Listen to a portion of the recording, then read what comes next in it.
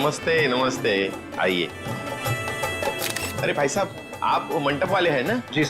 बाहर गेट पे कैसे फूल लगाए, आधे तो नीचे गिर गए। जाइए थोड़ा ठीक से लगाइए, जाइए। नमस्कार, बेटे की शादी की बहुत बहुत बधाई।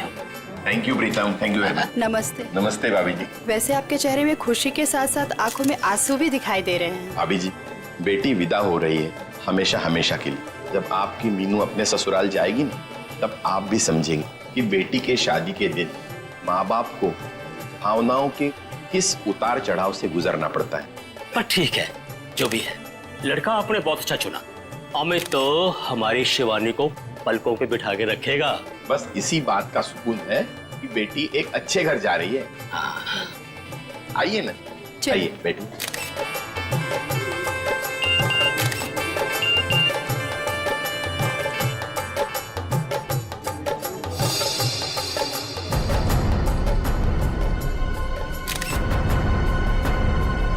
ठीक है।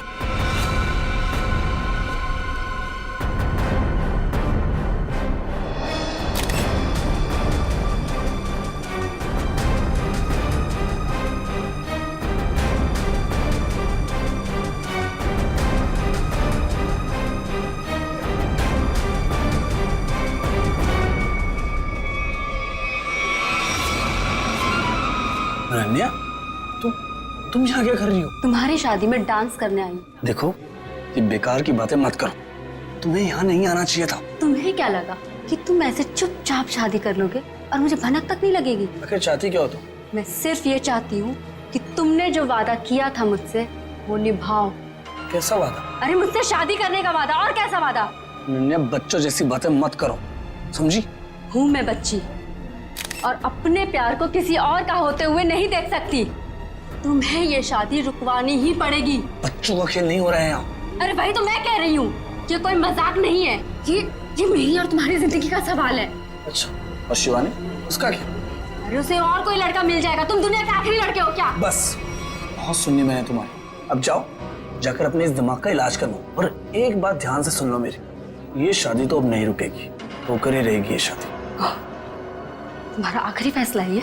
मेरा हर फैसला आखिरी ही होता है। ठीक है, तुम्हें ये शादी बहुत भारी पड़ेगी, याद रखना। धमकी दे रहे हो तुम मुझे? धमकी ही समझ लो। अमित बेटा, मुहूर्त का समय निकला जा रहा है। पंडित जी बुला रहे हैं तुम्हें, आओ जल्दी आओ। जी, मैं बस अभी आया। आप चलिए, मैं आता हूँ। एक बार और सोच लो, बहुत बुरा अंजाम होगा इसका।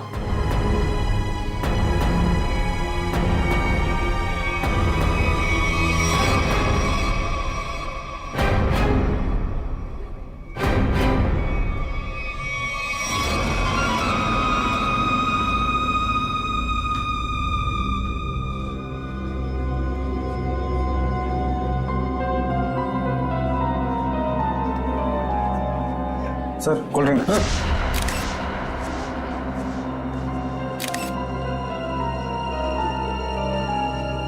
बहुत बुरा अंजाम होगा इसका। किसने भिजवाई ये कोल्ड ड्रिंक? मतलब सर? मतलब ये कि अनन्या ने भिजवाई है कोल्ड ड्रिंक? क्या मिलाया इसमें? मैंने सर ये बस कोल्ड ड्रिंक है। ठीक है, जाओ।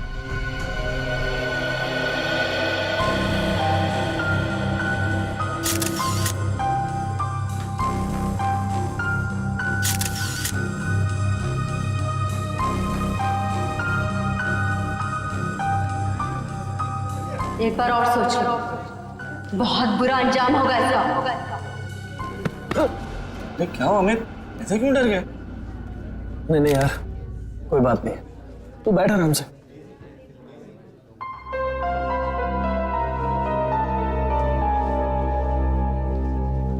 क्या बात है बेटा, कुछ खोए खोए से लग रहे हो। सब ठीक तो है ना? जी सब ठीक है। ठीक है बेटा। पंडित जी आप शुरू कीजिए। सर्वमंगल मांगल्ये शिवे सर्वार्थ साधिके शरणे त्र्यंबके गौरी नारायणी नमस्ते।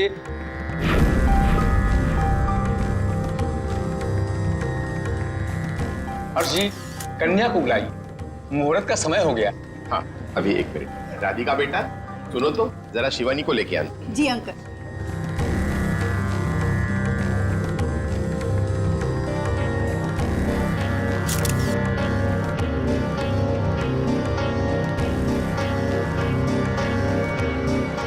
अंकल, शिवानी अपने कमरे में नहीं है।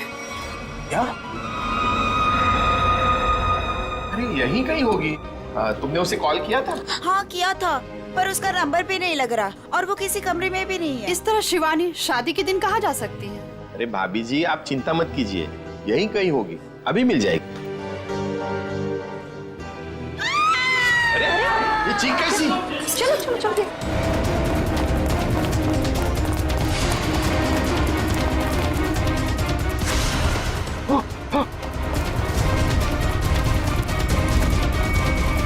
शिवानी, शिवानी,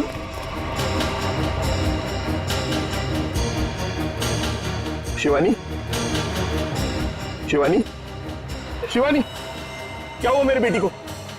शिवानी बेटा उठो, आंखें खोलो, आंखें खोलो बेटा। नब्ज नहीं चल रही इसकी। नब्ज नहीं चल रही का क्या मतलब है? शिवानी बेटा देखो, आज तुम्हारी शादी है, दिनों का वक्त हो गया है, मेहमान तुम्हारा इंतजार कर रहे हैं। बेटा आंखें खोलो। अब ये कभी जवाब नहीं देगी। जवाब नहीं देगी क्या मतलब है? शिवानी बेटा उठो, शिवानी, शिवानी उठो, शिवानी बेटा उठो, शिवानी उठो, शिवानी। इन कंधों पर मैंने झूला झूलाया था तुमको, क्या इन्हीं कंधों पर आरती उठवाएगी? शिवानी,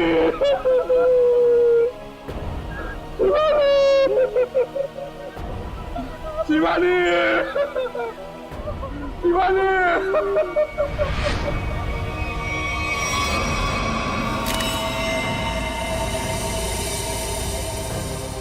भारी चीज से जोर से वार किया है सिर के पीछे। सर लगता है इसी घाव की वजह से इसकी मौत हो गई।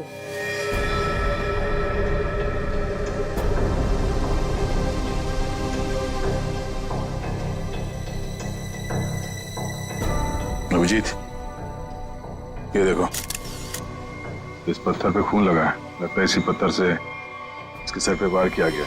बाकी तो खून की फोरेंसिक जांच के बाद ही पता चलेगा। वो भी खूनी है, बड़ा बेरहम है। दुल्हन का खून कर दिया, वो भी शादी के कुछ घंटों पहले। क्या होता जा रहा है समाज को? वाकई मुझे तो लगता है कि शिवानी ने मरने से पहले अपने खूनी का चेहरा देखा भी नहीं होगा। अचानक आ गया, पीछे से हमला किया, पत्थर से सर पे वार किया। ऐसा लगता है कि इसे समझ में भी नहीं आया होगा और इसने दम तोड़ दिया।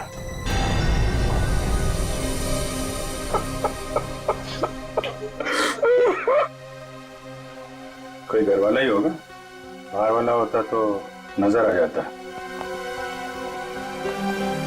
आप लोगों में कौन है जिसने शिवानी को आखिरी बार देखा था? सर, हम दोनों ही सुबह से उसके साथ में थे।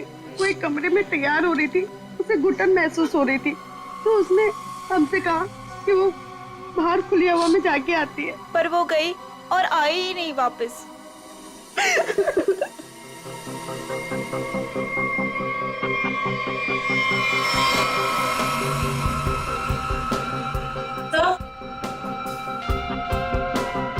सर, ये पेंडेंट मिला है, इसके लहंगे में अटका हुआ था।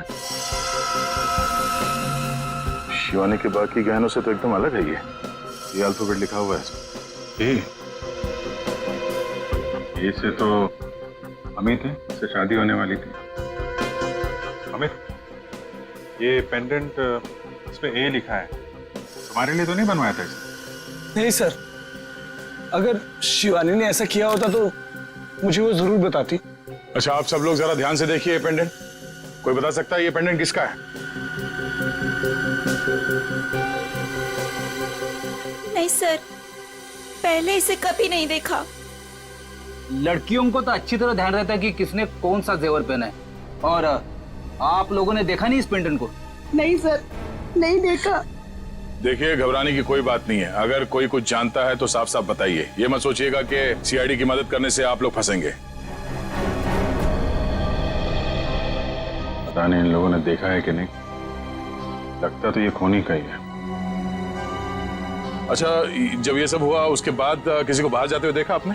नहीं सर, कोई नहीं गया यहाँ से। लेकिन कोई पहले आकर चला गया हो तो वो तो पता नहीं हमें। वो हम लोग पता कर लेंगे। उन्होंने अपनी मौजूदगी का कोई ना कोई सुराग तो जरूर छोड़ा होगा, और उस तक पहुंचने की पहली कड़ी है ये पेंडेंट।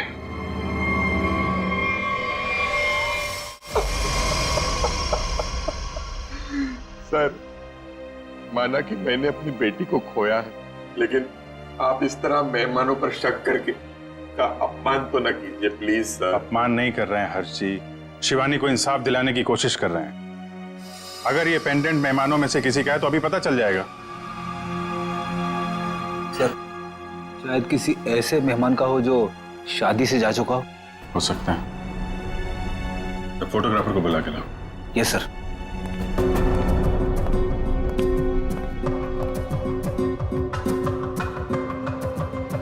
आइए सर, ये जतिन है, शादी के फोटोग्राफर। जतिन, मुझे शादी की सारी फोटोग्राफ देखनी, एक एक फोटोग्राफ। मगर वो तो 500 से भी ज्यादा है सर। 500 हो या 5000, सब देखनी है। दिखाओ। Okay sir.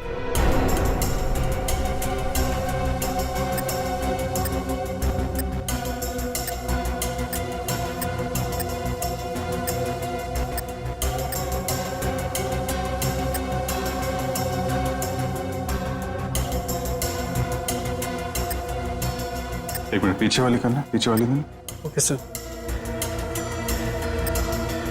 जूम करो इधर, जूम। जयवंती, पेंडेंट देखो, वही लग रहा है।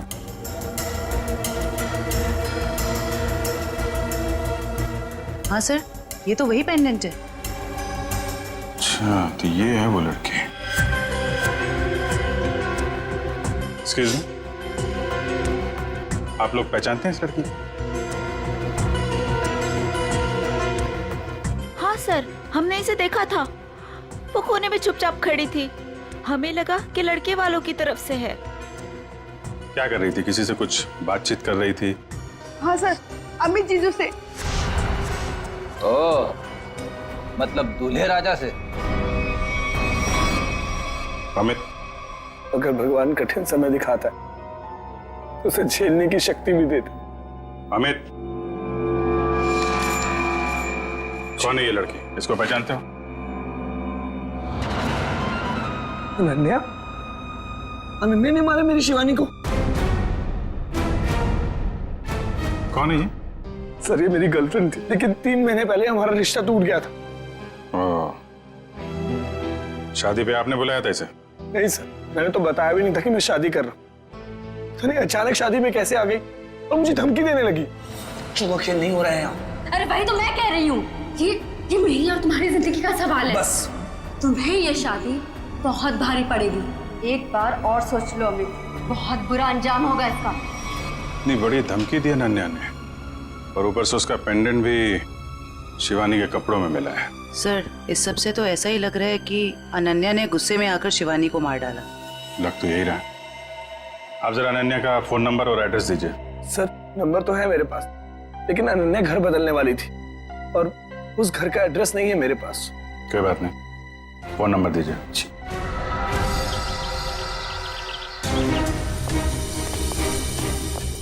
मुजरिम यहाँ से भागा है, तो जरूर कोई गवाह या सबूत मिलना चाहिए। सर, ये इलाका इतना सुनसान है, यहाँ किसने देखा होगा उसे? शायद इस चाय वाले ने कुछ देखा। आइए आइए साहब, सुबह सुबह हमारी चाय पियेंगे, दिन अच्छा रहेगा। अदरक वाली स्पेशल चाय है। कब से चाय बेच रहे हो यहाँ पे? सब 3 महीना हो गए। चाय दूं? चाय भी पी लेंगे, जल्दी क्या है, हम लोग सीआईडी से हैं। सीआईडी से? हाँ। यहाँ चाय बेचने के लिए कब आते हो? सब रात को 8 बजे से। रात को 8 बजे से लेकर सुबह 8 बजे तक 12 घंटे की ड्यूटी करना पड़ता है पेट के लिए। अच्छा, कल यहाँ पर काफी लोग आए हुए होंगे। यहाँ पे फार्म हाउस में शादी थी ना? हाँ साहब, बहुत मेहमान थे, लेकिन एक औरत अजीब ही थी। अजीब औरत मतलब? साड़ी पहनकर बाइक चला रही थी, वो भी 80-100 की रफ्तार में। साड़ी पहन के बाइक चला रही? हाँ साहब, लेकिन उनकी हरकतें ना आदमियों जैसी थी। वो देखकर मैं तो दंग ही रह गया। उस औरत का चेहरा देखा तुमने? बाइक बहुत तेज रफ्तार में थी, चेहरा नहीं देख पाया। साड़ी कौन से रंग की थी? पीले रंग की साड़ी थी। पीले रंग की साड़ी। नाम क्या आपका? घनश्याम साहब। शुक्रिया घनश्याम। सर इसका मतलब मुजरिम एक आदमी था जो औरत के भेस में जुर्म करने आया था। मुझे पूरा यकीन है वो आदमी ही था। आगे देखते हैं क्या कुछ और पता चल जाए उसके बारे में।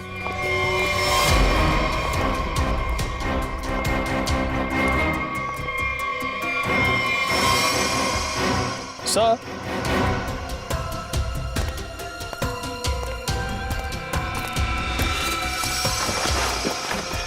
सर ये देखिए, सॉरी, लगता है ये वही पीली साड़ी है जिसके बारे में उस चाय वाले ने हमें बताया। सर शायद ये वही बेरूपिया मुजरिम है जो अलग अलग भेस बदल कर शादियों में घुसता है और लूटपाट को अंजाम दे रहा है।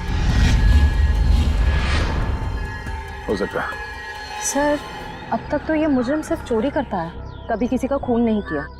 फिर शिवानी? सर शायद शिवानी ने इसको देख लिया और शोर मचाने की कोशिश की। पकड़े जाने के डर से उसने शिवानी को मार दिया। लगता तो कुछ ऐसे ही है।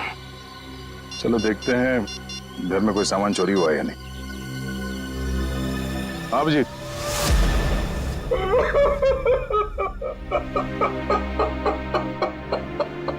मेरी बेटी। अर्जी, हम आपका दुख समझते हैं, जानते ये समय आपके लिए बहुत मुश्किल है, लेकिन हमें शक है कि यहाँ पे चोरी हुई है। आप जरा चेक करके बता सकते हैं कि सारा सामान ठीक ठाक है या नहीं? ठीक है।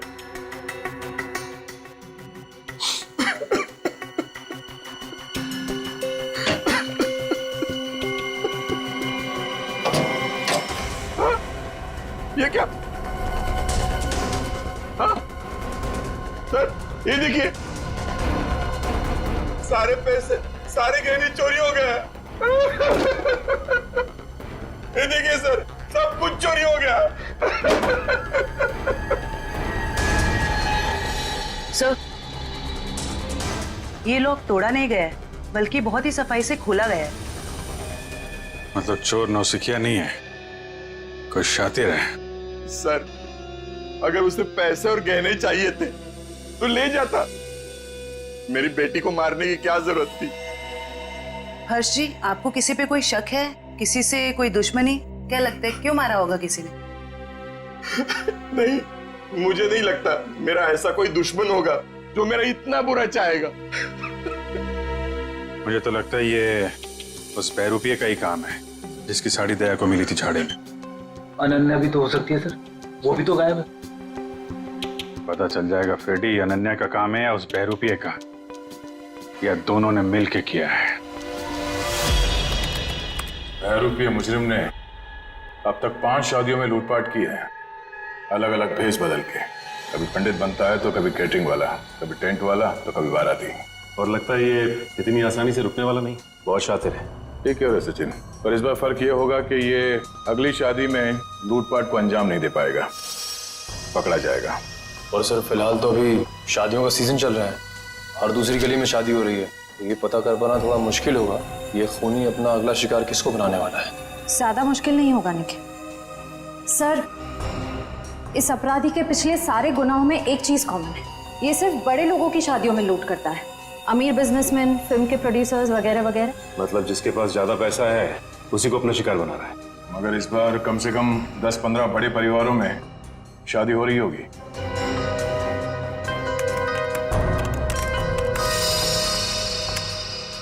इस सब में एक बात कॉमन है, उसने पहला जुर्म किया यहाँ सांगानेर के पास, दूसरा भिवंडी के पास, तीसरा शिकाराबाद में, चौथा जुबेर नगर में और 5वां ट्रांसपोर्ट नगर में। ये सारे इलाके तो शहर से थोड़े बाहर की तरफ है। एग्जैक्टली फ्रेडी, सबसे पहले हमें पता करना होगा ऐसी कितनी शादियां हैं रईसों की जो शहर के बाहरी इलाकों में होने वाली है। आप कान खोले रखना, इतना तो तय है कि वो बहरूपिया यहीं पे है, लेकिन किस भेस में होगा ये पता नहीं। यहाँ से किसी को बाहर मत जाने देना। किसी को अगर जरूरी काम से बाहर जाना होगा तो? इन्वेस्टिगेशन से ज्यादा जरूरी क्या हो सकता है? बाथरूम। किसी को अगर बाथरूम जाना होगा तो? इसका इंतजाम होता है अंदर, जो शादी में आया कोई बाहर नहीं जाएगा, समझे? Yes sir.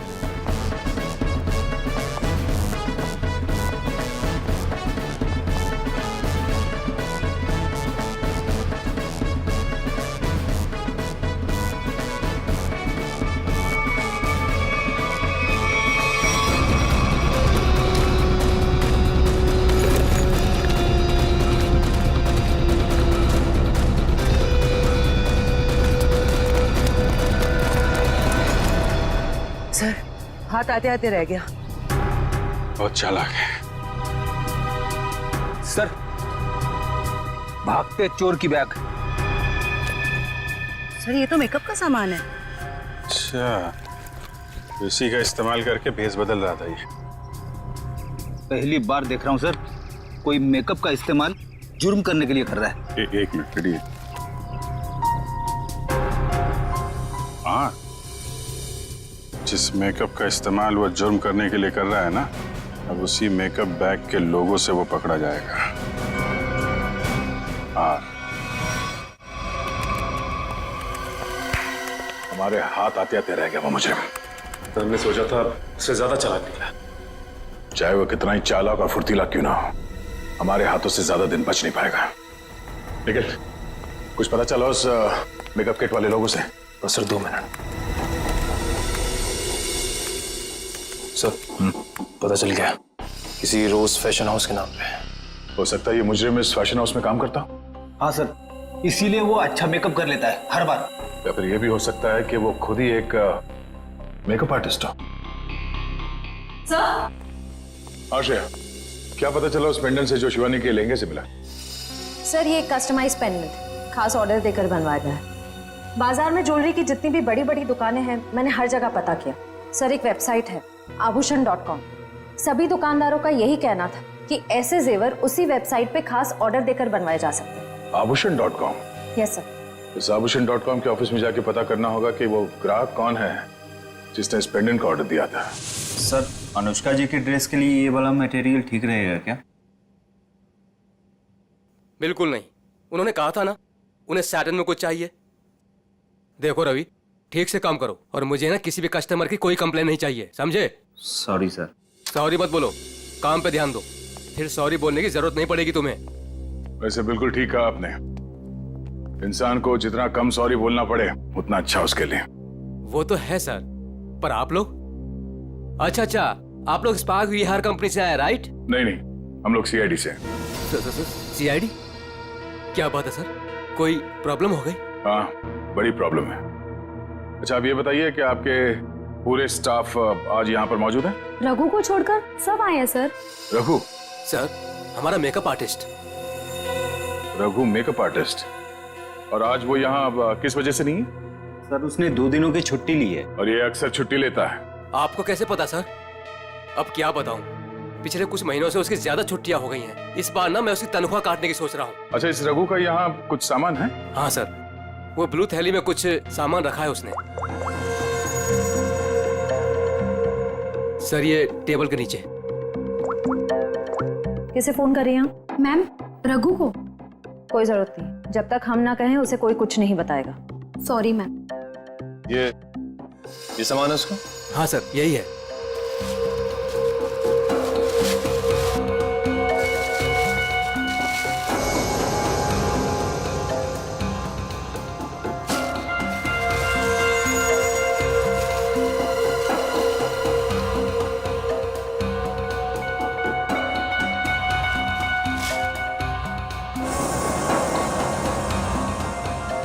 सर ये गमबूट्स, नीली टोपी, ये ग्लव्स, ऐसा हुलिया तो उसने कभी नहीं बनाया पहले। ये कैसा हुलिया हो सकता है सर? मुझे लगता है ये कोई इलेक्ट्रिशियन बनने वाला है। ये गमबूट्स, ये दस्ताने, ये सब बिजली के झटके से खुद को बचाने के लिए। अच्छा, आप लोगों को रघु के इस सामान के बारे में कुछ मालूम है? हाँ सर, मैंने देखा था उसे ठीक कुछ ऐसा ही सामान अपने बैग में रखते हुए।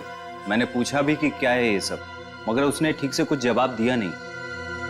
हाँ सर, पिछले कुछ दिनों से उसका बर्ताव कुछ अजीब हो गया है।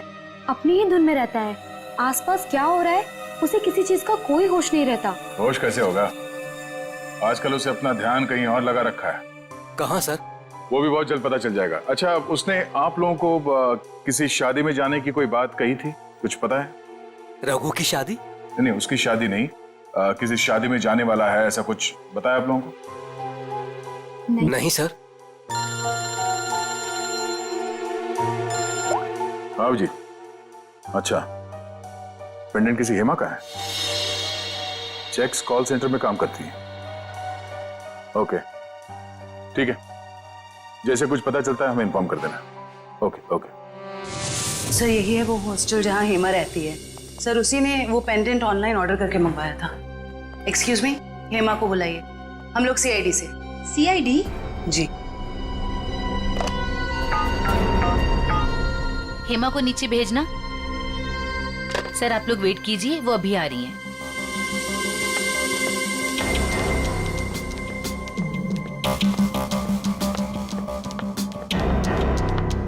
हेमा?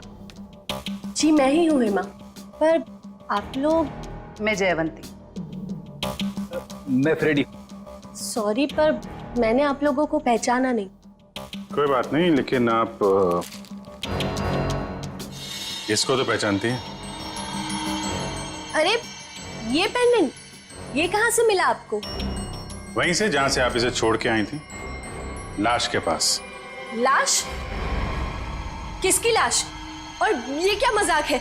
कोई मजाक वजाक नहीं है, तुमसे पूछताछ करने आए हैं। सीआईडी से हैं हम। सीआईडी? शिवानी का खून क्यों किया? नहीं सर, मैंने किसी शिवानी का खून नहीं किया, और ये पेंडेंट भी मेरा नहीं है। ये तो मैंने अपनी रूममेट अनन्या के लिए लिया था। हाँ। अनन्या? अनन्या तुम्हारी रूममेट है नहीं सर, थी। मतलब उससे 3 महीने पहले ही कॉल सेंटर की जॉब छोड़ दी और यहाँ से भी चली गई। अचानक जॉब छोड़ने की कोई वजह? सर उसने वजह तो नहीं बताई, बस इतना कहा कि अब मुझे जॉब करने की जरूरत नहीं। हाँ हाँ, जरूरत क्यों होगी? लाखों करोड़ों के जेवर जो आ रहे हैं उसके पास, अलग अलग शादियों से। सर ये रघु और अनन्या आपस में जरूर मिले हुए हैं। लाखों करोड़ों के जेवर?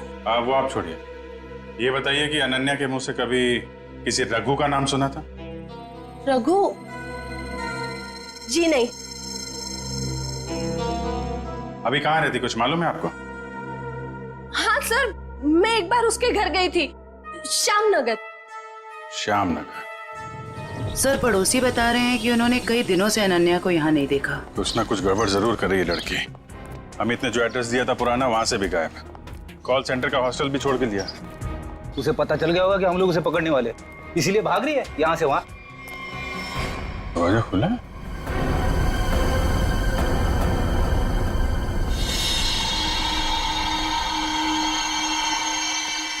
पूरा सामान बिखरा पड़ा है। यहाँ तो हाथापाई हुई है लगता है। चेक कर लो जरा घर को।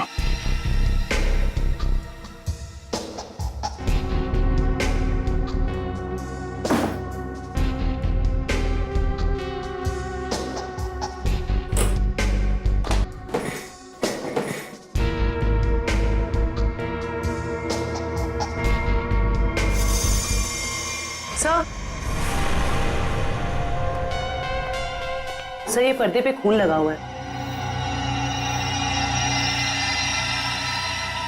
मिला? इसका मतलब जो कुछ भी हुआ है अभी हाल में ही हुआ है। ये घसीटने का निशान।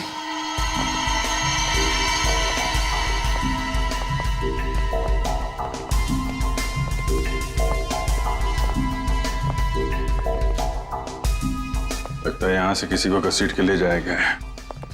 सर कहीं अनन्या की लाश को क्या पता अनन्या है या कोई और है। लाश है कि भी नहीं, जिंदा आदमी को भी तो घसीट सकते हैं ना। लेकिन इतना तय है कि कोई बहुत बड़ी मुसीबत में है। सर अब तक तो हमें लग रहा था कि इस सब में शायद अनन्या का भी हाथ हो सकता है, पर उसके घर का नजारा देख के तो यही लग रहा है कि मामला कुछ और है। वो खुद किसी बहुत बड़ी मुसीबत में है। सर शायद ये बहरूपिया खूनी अच्छी तरह से जानता था कि हम वहां जाने वाले और अनन्या के जरिए उस तक भी पहुंच जाए, इसीलिए जब तक हम वहां पहुंचते उसने अनन्या को गायब कर दिया। ये बहरूपिया मुजरिम ये हमेशा से हमसे 2 कदम आगे रहा है। ये बात तो तय है कि वो जिस किसी भी अगली शादी में जाएगा वहां पर वो इलेक्ट्रिशियन के भेस में जाएगा। सर शहर के बाहरी इलाकों में जितनी भी रईस लोगों की शादियां हैं उनकी लिस्ट कुल मिला के 7 लोगों की शादियां हैं। अरे बाप रे, मतलब 7 शादियों पे नजर रखनी पड़ेगी? उसकी जरूरत नहीं पड़ेगी फ्रेडी। हमें सिर्फ इतना करना है कि इन सारे शादियों में फोन करके पूछना होगा कि वहां पे बिजली की कोई समस्या है या नहीं, क्योंकि ये आदमी वहां पर भेस बदल के जाने वाला है। और अगर ऐसा है तो अब तक वहां बिजली की छेड़छाड़ शुरू कर दी होगी उसने। कॉल करके देखते हैं। हेलो।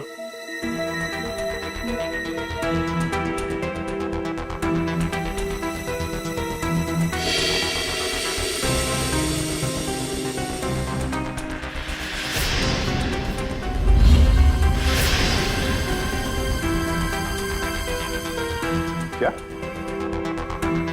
आपके यहाँ पे बिजली की दिक्कत हो रही है? हाँ हाँ। तो आपने किसी इलेक्ट्रिशियन को बुलाया अपने शादी में? बुलाया है? अच्छा, नहीं नहीं नहीं, वो बात नहीं है, ऐसे प्रॉब्लम वाली कोई बात नहीं है। वो क्या, हम लोग इलेक्ट्रिसिटी डिपार्टमेंट से है ना, तो ये तो हमारी जिम्मेदारी है कि हम हर चीज का ख्याल रखें, ये देखें कि आपके यहाँ पे बिजली ठीक से आ रही है या नहीं। अब वैसे भी ये शादियों का सीजन है। जी हाँ, ओके ओके, थैंक यू। शादी मुबारक हो। या मतलब पनवेल वाली शादी में जा रहा है इलेक्ट्रिशियन बन के? जा तो रहा है, वहां से वापस नहीं आएगा। इसके लिए जेल में मंडप सजाओ।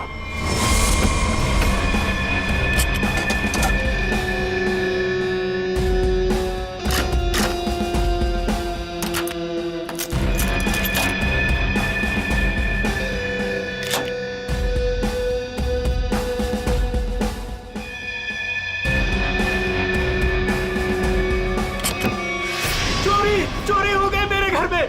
कोई सारे गहने और पैसे लेके भाग गया। हे भगवान, क्या सब कुछ लेके गया? सब पैसे लेके भाग गया। अब कैसे होगी मेरी बेटी की शादी? लगता मुझे अपना काम करके निकल गया। आस पास ही होगा, ज्यादा दूर नहीं गया होगा। ढूंढो उसे। सर, क्या हुआ? चोरी हो गई सर।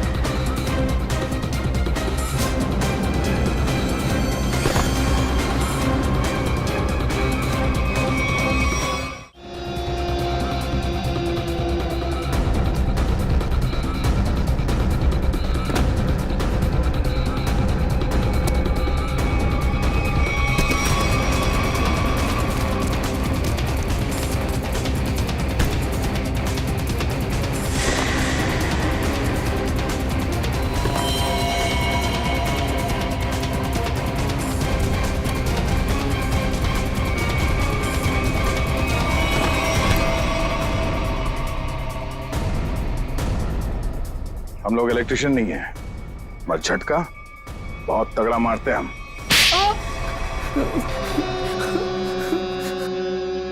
हाँ साहब, मैं अपना जुर्म मानता हूँ। मैंने इन बड़ी बड़ी शादियों में चोरी की ताकि मैं कुछ पैसा जोड़कर अपने बच्चों का भविष्य सुरक्षित कर सकूं। बड़े नेक विचार हैं आपके। लोग अपने बच्चों की भविष्य को सुरक्षित करने के लिए नौकरियां करते हैं, दिन रात मेहनत करते हैं। तुमने चोरी की और बाकी तो सब बेवकूफ है ना। ऐसा नहीं है साहब कि मैंने मेहनत की रोटी कमाने की कोशिश नहीं की। मैंने बहुत कोशिश की साहब, पर मेरे पास वालों ने मेरी पीठ में छोरा घोंप दिया। क्या मतलब है तुम्हारा? काम मैं करता था, उसका श्रेय और इनाम कोई दूसरा लेके जाता था। मेरे नाम की बदौलत बहुत से लोगों ने पैसा और नाम कमाया और मैं गरीब का गरीब ही रह गया। इसलिए तुमने एक अच्छे मेकअप मैन होने का गलत फायदा उठाया। भेष बदल बदल कर जुर्म करने पहुंचे शादियों में। पहले चोरी की, अब खून किया। खून? आप क्या करें साहब? शिवानी को नहीं मारा तुमने? नहीं साहब, मैं बोला किसी को क्यों मारूंगा, मैं तो सिर्फ चोरियां करता था। बहुत हो गया तेरा नाटक। हर्ष जी की बेटी शिवानी का खून नहीं किया तूने? साहब, मैंने उसकी लाश तो पड़ी हुई देखी थी, पर मैं क्या करता साहब, तो अगर मैं शोर मचाता तो पकड़ा जाता, इसलिए भाग गया साहब। तुम्हें कैसे मालूम कि उसकी मौत हो चुकी थी? हो सकता है उसकी सांसें चल रही हो। तुम भी किसी मुजरिम से कम नहीं हो, समझे?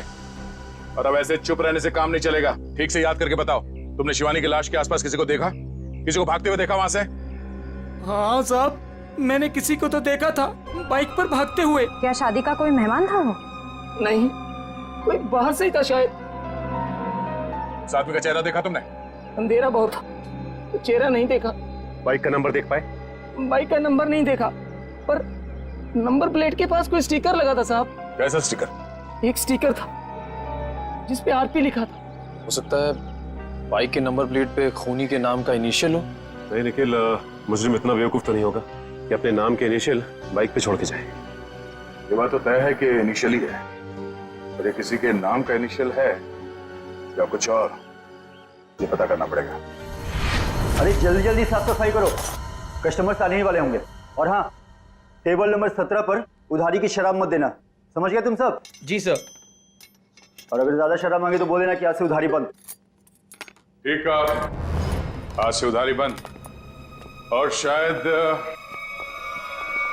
अब इस पब को भी बंद करने का वक्त आ गया है। सर मैं तो बस यूं कह रहा था सर। दरअसल हम लोग सीआईडी से।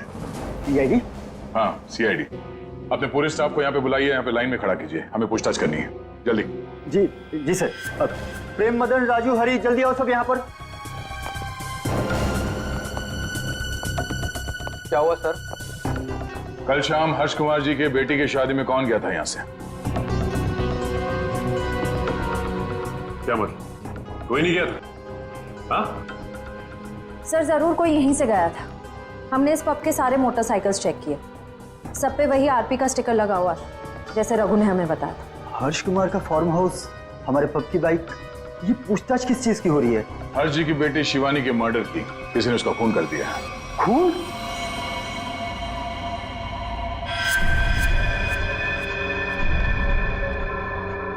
क्या हुआ? ये तुम्हारे हाथ इतने क्यों कांप रहे हैं? हाँ? कल शाम हर्ष जी के फार्म हाउस में तुम गए थे क्या? सर मैं क्यों जाऊंगा, मैं तो उन्हें जानता तक नहीं। तो एयर कंडीशन कमरे में तुम्हें इतना पसीना क्यों आ रहा है? पहुंचो, साफ कर लो। सर पहली बार खून के पूछताछ हुआ देखकर घबराहट तो होगी ना? ऐसी घबराहट तो उसी को होती है जिसने गलत काम किया हो। जरूर कोई ना कोई है यहाँ जिसके हाथ खून से रंगे हुए हैं। मैनेजर साहब जरा अपना हाथ दिखाइए। सर मैंने कुछ नहीं किया सर, मैं तो कल रात 1:30 बजे तक यहीं पर था। हमने कब कहा खून होने का समय? हमने बताया नहीं। तो आपको कैसे पता चला कि खून 1:30 बजे से पहले हुआ?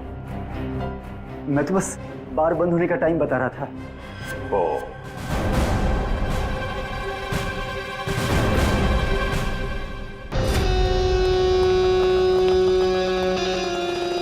बच गया यार, अगर सीआईडी वालों को पता चल जाता वो तो मेरी चटनी बना देते। भाई साहब एक कॉल करना है। कर लो। हेलो हेलो, हाँ पप्पू बोल रहा हूँ। नहीं मैं पीसीओ से बोल रहा हूँ, मेरी बात ध्यान से सुनो। सीआईडी वाले मेरे पब पहुँच गए। हाँ यार, कहाँ फंसा दिया? नहीं मैं अब 1 मिनट भी इस शहर में नहीं रुकूंगा। मेरा बचा हुआ पैसा मुझे वापस दो। मैं आज के आज मेरे गांव जा रहा हूँ अगली ट्रेन पकड़कर। हाँ ठीक है, ओके। वैसे गांव जाने का आइडिया बहुत अच्छा है, शुद्ध हवा और नदी में डुबकी मार के नहाना। पर अफसोस ये सब तुम्हारे किस्मत पे नहीं है। तुम्हारे किस्मत पे है जेल की काल कोठरी और फांसी का फंदा। हाँ मैं नहीं मारा शिवानी को। 5 लाख रुपए बहुत बड़ी रकम होती है साहब, मेरा ईमान डगमगा गया। किसने दिए थे तुम्हें 5 लाख रुपए? वो उसने किसने? मैं तुझे छोड़ूंगी नहीं, तूने मेरी जिंदगी नरक बना दी है। अब मैं तेरी जिंदगी को नरक बना दूंगी। सबको जाकर बता दूंगी कि शिवानी का खून तूने किया है। अफसोस अनन्या, अफसोस, तुम्हारी ये आखिरी इच्छा अधूरी ही रह जाएगी, क्योंकि यहाँ से तुम जिंदा वापस नहीं जाओगी। छोड़ो मुझे, जाने दो मुझे यहाँ से। बहुत पछताओगे तुम। हाँ ठीक है, पछता लेंगे। और डार्लिंग, तुम्हारे जाने के बाद तुम्हारी याद में आंसू भी बहा लेंगे। अब वक्त आ गया है तुम्हें ऊपर पहुंचाने का। ऊपर तो हम पहुंचाते हैं मुजरिमों को।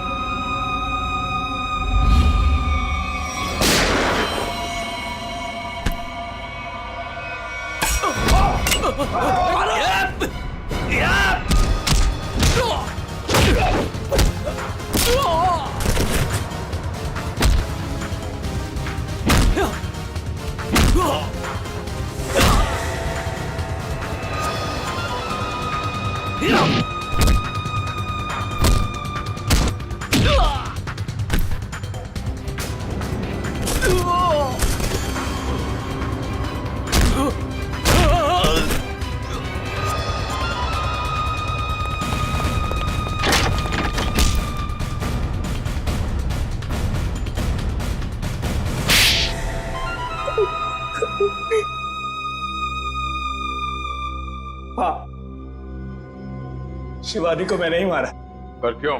तुम्हारी तो शादी होने वाली थी शिवानी के साथ। वो शादी एक दिखावा थी, असल में मेरा प्लान कुछ और था और शिवानी को मेरे प्लान के बारे में भनक लग गई थी। कैसा प्लान? मैंने और अनन्या ने मिलकर एक प्लान बनाया था कि शिवानी से मैं सिर्फ और सिर्फ पैसों के लिए शादी करूंगा और उसके बाद सब कुछ अपने नाम करके उसे तलाक दे दूंगा। शर्म आनी चाहिए, पैसों के लिए इस कदर गिर गया तू? हाँ? मेरे लिए वो शादी सिर्फ और सिर्फ एक बिजनेस डील थी और वो उस वक्त खराब हो गई जब शिवानी को मेरे प्लान के बारे में पता चल गया था। और तुम डर गए कि कहीं पूरी दुनिया के सामने शिवानी तुम्हारी पोल न खोल दे। हाँ, क्योंकि अगर वो सब सामने आ जाता तो बिजनेस इंडस्ट्री में जो मैंने नाम कमाया था वो सब मिट्टी में मिल जाता। और इसलिए मैंने पप्पू को शिवानी की सुपारी दी और उसने वहां तुरंत आकर अपने काम को अंजाम दिया। जब बिजनेस में तुम इतना नाम कमा ही चुके थे तो पैसों के लिए इतना गिरने की क्या जरूरत थी? क्योंकि मुझे बिजनेस में घाटा हो रहा था। मैं अपना घर, गाड़ी, ऑफिस सब कुछ गिरवी रख चुका था।